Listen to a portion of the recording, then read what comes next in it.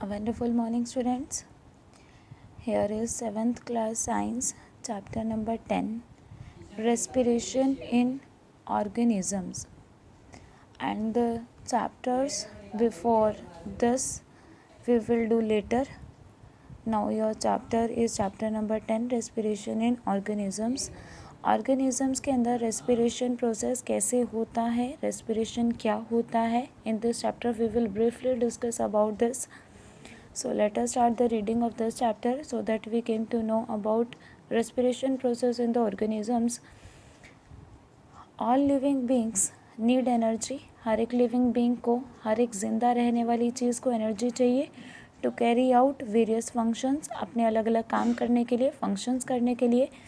They get this energy, उन्हें ये energy मिलती है फ्रॉम द फूड दे ईट, उस खाने से जो वो खाते हैं. Food molecules absorb after digestion, जब हमारे खाने का डाइजेशन हो जाता है और उसके फूड मॉलिक्यूल्स जो हैं वो एब्जॉर्ब हो जाते हैं, हमारी बॉडी उनमें को सोख लेती है, एब्जॉर्ब कर लेती है. आर टेकन इन, जो हमने लिया था खाना उसका डाइजेशन हुआ और उसके फूड मॉलिक्यूल को एब्जॉर्ब कर लिया जाता है. ब्रोकन डाउन, डाइजेशन, खाना लिया उसको तोड़ा, and the energy is released, और एब्जॉर्ब करने के बाद हमने क्या किया, एनर्जी को रिलीज़ कर दिया.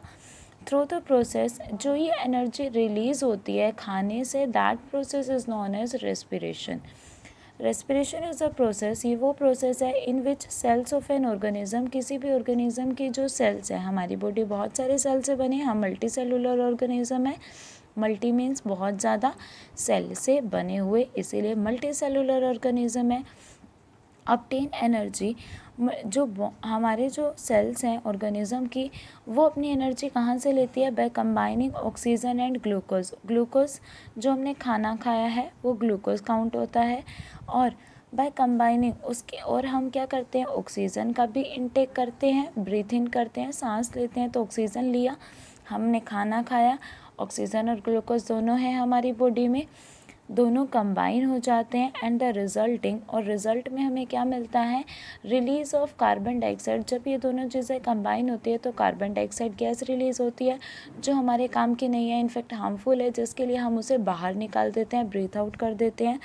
वाटर प्रोड्यूस होता है, जितना काम का होता है हम रख लेते हैं, जो वेस्ट होता है उसे बाहर एक्सक्रेट कर देते हैं, निकाल दिया जाता है बॉडी से. एंड एनर्जी, और साथ ही साथ एनर्जी रिलीज़ होती है. यही तो काम की चीज़ थी जिसके लिए हमने खाने को खाया था, बिकॉज हमें अपने जितने भी बॉडी फंक्शंस करने हैं या कोई भी फिज़िकल एक्टिविटी करना है, कुछ भी काम करना है, तो एनर्जी तो चाहिए. हम बिना कुछ काम कर रहे हैं, जैसे हम सोए हुए हैं, तब भी हमें एनर्जी चाहिए, क्योंकि हमारा हार्ट उस टाइम पर वर्क कर रहा होता है, हमारा कोई ना कोई बॉडी पार्ट वर्क करता है, that means we need energy all the time. Thus all organism respire, so सारे के सारे ऑर्गेनिज्म जो है वो रिस्पायर करते हैं, रेस्पिरेशन प्रोसेस करते हैं. रेस्पिरेशन अभी अभी समझाया क्या होता है, एनर्जी लेते हैं फ्रॉम द खाना टू गेट एनर्जी, एनर्जी लेने के लिए. Hence respiration is most important process. तो रेस्पिरेशन बहुत इंपॉर्टेंट प्रोसेस है, क्योंकि एनर्जी नहीं होगा तो कुछ काम नहीं होगा.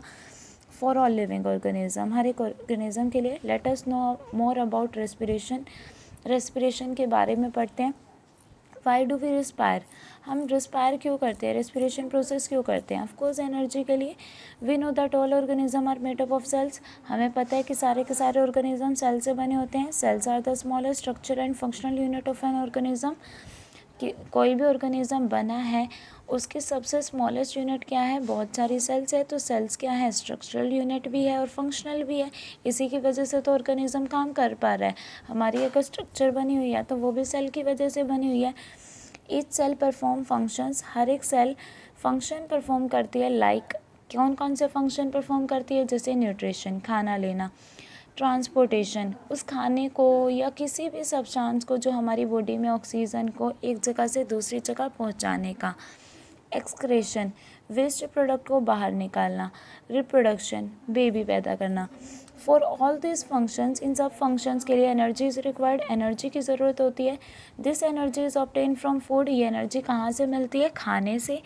The food we eat release energy, जो खाना हम खाते हैं वो एनर्जी रिलीज़ करता है थ्रू द प्रोसेस. कौन से प्रोसेस है, कॉल्ड रेस्पिरेशन, उसी को तो रेस्पिरेशन कहते हैं. सो दस रेस्पिरेशन इज़ बायोलॉजिकल प्रोसेस, तो ये बायोलॉजिकल प्रोसेस है। बायो का मीन्स होता है लाइफ, क्योंकि ये लाइफ हमारी बॉडी के अंदर होता है ना, लिविंग बीइंग के अंदर होता है, दैट मीन्स ये एक बायोलॉजिकल प्रोसेस है। In which food is utilize to produce energy, जिसमें खाने का यूज़ किया जाता है एनर्जी को प्रोड्यूस करने के लिए। Respiration and breathing both are different process. Respiration और ब्रीथिंग दोनों ही बहुत अलग अलग बातें होती हैं। हम सोचते हैं कि रेस्पिरेशन और ब्रीथिंग का मीनिंग यही है, लेकिन ब्रीथिंग का मतलब होता है ऑक्सीजन लेना, कार्बन डाइऑक्साइड छोड़ना, जबकि रेस्पिरेशन का मतलब है ऑक्सीजन और ग्लूकोज की रिएक्शन करवाना और रिलीज़ कर देना कार्बन डाइऑक्साइड को, वाटर को, और साथ ही साथ एनर्जी मिलना। ड्यूरिंग ब्रीथिंग के टाइम पर वी ब्रीथ इन एयर, हम सांस लेते हैं, हवा अंदर लेके जाते हैं। इन दिस प्रोसेस में oxygen is taken in, oxygen अंदर ले जाई जाती है, एंड कार्बन डाइऑक्साइड, एंड जो कार्बन डाइऑक्साइड है और वाटर वेपर है उसे बाहर निकाला जाता है, given out. Breathing is also called external respiration. Breathing को एक्सटर्नल रेस्पिरेशन भी कहा जाता है, क्योंकि ये बाहर काम करती है, हमने बाहर से हवा ली और बाहर रिलीज़ कर दी, इसलिए एक्सटर्नल रेस्पिरेशन भी कहते हैं।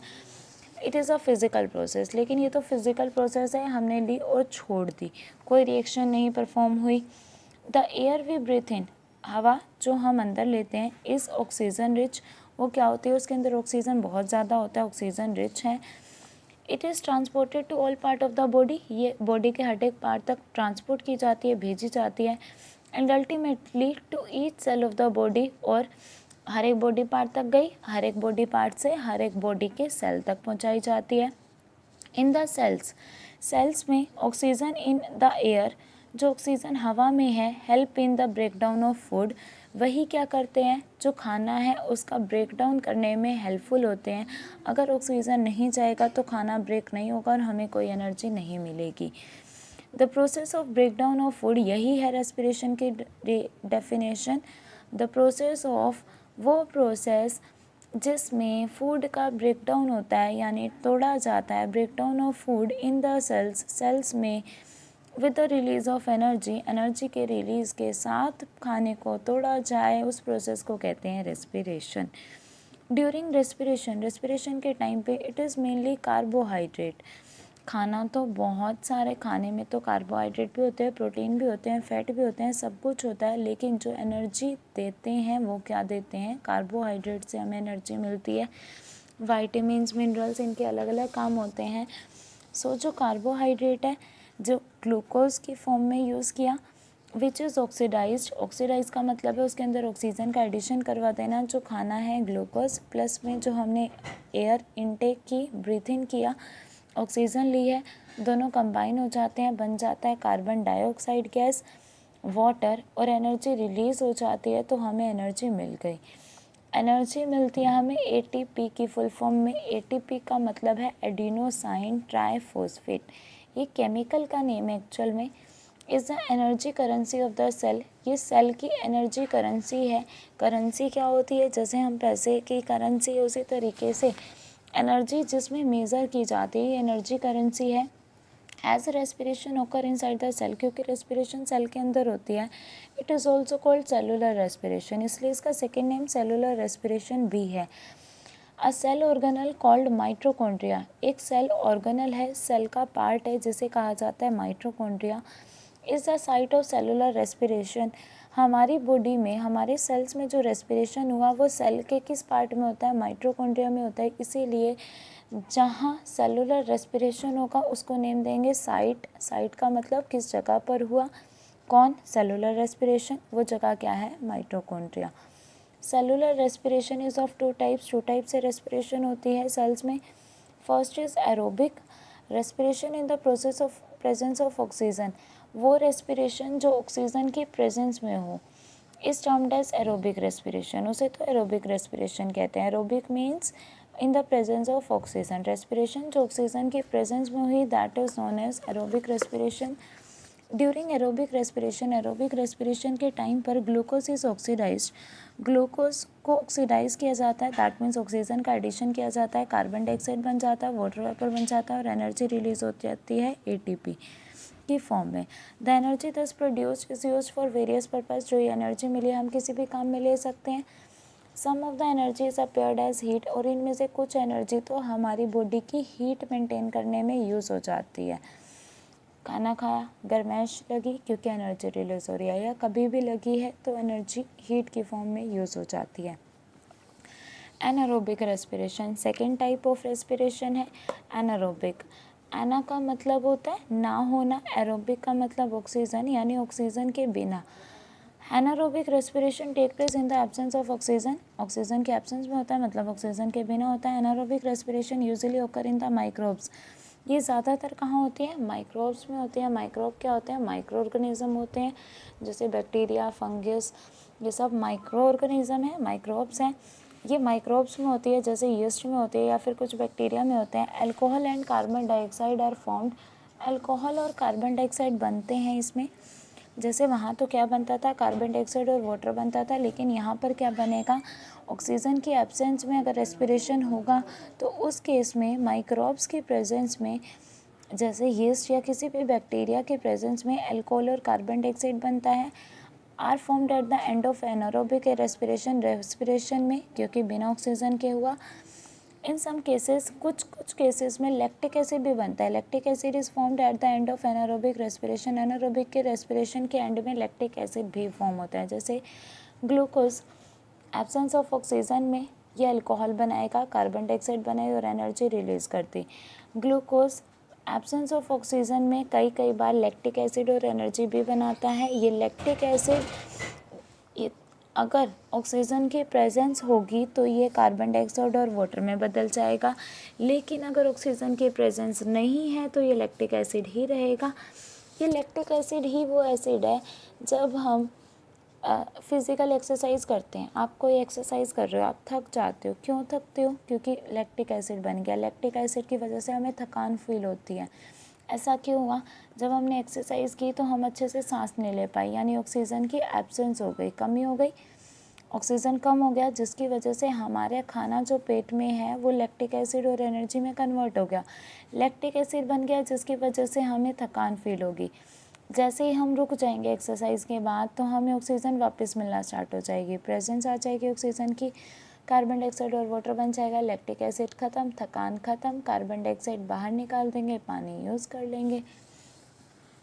एनारोबिक रेस्पिरेशन ऑल्सो ओकर इन अवर मसल सेल्स। एनारोबिक रेस्पिरेशन जो भी बताएं ये हमारी मसल्स में भी हो सकती है, but for a short time, सिर्फ थोड़े टाइम के लिए। मसल्स में अभी भी बताया, इसी की वजह से हमारी जो मसल्स है वो अकड़ जाती हैं, हमें थकान फील होता है। व्हेन समवन रन और वॉक टू फास्ट, अगर कोई पर्सन दौड़ता है या तेज़ी से चलता है, ही और शी में feel a throbbing pain in muscles, उसे मसल्स में पेन फील होता है। दिस हैपन बिकॉज रनिंग और any other physical exercise require more energy, क्योंकि उसके लिए हमें ज़्यादा एनर्जी चाहिए। क्यों चाहिए? ताकि ऑक्सीजन की सप्लाई मेंटेन रहे। This result in the deposition of lactic acid, अगर एक्सरसाइज की ऑक्सीजन की कमी हो गई, लैक्टिक एसिड बन जाएगा। प्रोड्यूस्ड बाय एनारोबिक रेस्पिरेशन, जो एनारोबिक रेस्पिरेशन की वजह से बना था। Once a person take hot water, लेकिन अगर उस इंसान जिसको थकान फील हो रही है वो गर्म पानी से नहा ले, मसाज ले ले, तो उसे रिलीफ मिलेगा। हॉट वाटर, बाथ और मसाज क्या करता है एक्चुअल में? ब्लड सर्कुलेशन को इम्प्रूव कर देता है उस जगह से, and the supply of oxygen को दोबारा से इंक्रीज़ कर देता है। अगर ऑक्सीजन की सप्लाई आ गई तो लैक्टिक एसिड ब्रेक हो जाएगा, कार्बन डाइऑक्साइड एंड वाटर में लैक्टिक एसिड नहीं रहा तो थकान नहीं रहेगी। Difference between aerobic and anaerobic respiration बहुत इंपॉर्टेंट टॉपिक है ये, स्किप मत करना। That is already in the class 10th science, so don't skip this topic. This chapter is very important for even 10th class, 9th class, and for you too 7th class. Aerobic and anaerobic respiration. Aerobic respiration occur in all organism, while anaerobic, because हमें तो oxygen मिलती है सो हमारे में ये होती है, जबकि ये कुछ बैक्टीरिया, फंगस, जर्मिनेटिंग सीड्स में या एनिमल टिश्यूज़ में होती है ज़्यादातर। इसमें ऑक्सीजन चाहिए होता है, oxygen is required, oxygen is not required, कोई ज़रूरी नहीं है। Complete oxidation of glucose, glucose का पूरी तरीके से ऑक्सीडेशन हो जाता है और वो टूट जाता है, जबकि यहाँ इनकम्प्लीट ऑक्सीडेशन होता है। Oxidation result in the production of carbon dioxide. यहाँ पर क्या होता है, ऑक्सीडेशन की वजह से कार्बन डाइऑक्साइड बनता है, वाटर बनता है, एनर्जी बनती है, जबकि यहाँ ऑक्सीडेशन की वजह से अल्कोहल बनता है, कार्बन डाइऑक्साइड बनता है और बहुत कम अमाउंट में एनर्जी मिलती है हमें। इसीलिए ऑक्सीजन की कमी की वजह से एनर्जी कम हो जाती है, फिर हमें थकान फील होती है। सो ये थी रेस्पिरेशन की type. Read it carefully. Thank you very much and have a nice day students.